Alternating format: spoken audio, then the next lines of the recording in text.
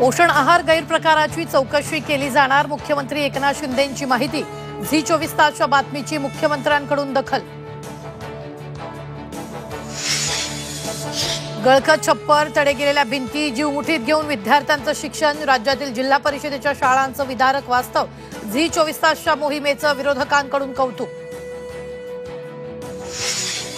सांगलीत गर्भवती महिला बालकांसाठीच्या पूरक पोषण आहारात सापडला मेलेला साप।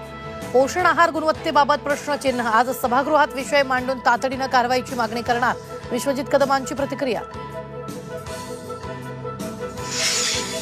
लाडकी बहीण योजनेत उत्पन्नाच्या दाखल्याची अट शिथिल। आदिती तटकरेंची विधान परिषदेत माहिती। कागदपत्रांसाठी महिलांची तुफान गर्दी।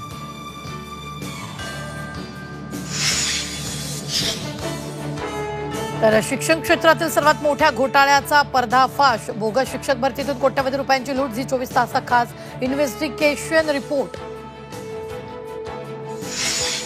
अंबादास दानवेंच्या निलंबनाचा फेरविचार। अंबादास दानवे यांच्याकडून दिलगिरी व्यक्त। मुख्यमंत्र्यांशी चर्चेनंतर उद्या हा निर्णय होण्याची शक्यता। गेली 10 वर्ष केलेल्या कार्याला देशवासियांचा आशीर्वाद। जनतेनं प्रोपगंडाला हरवलं आणि परफॉर्मन्सला प्राधान्य दिलं। राज्यसभेत विरोधकांना मोदींचं उत्तर। मोदींच्या भाषणादरम्यान विरोधकांचा सभात्याग।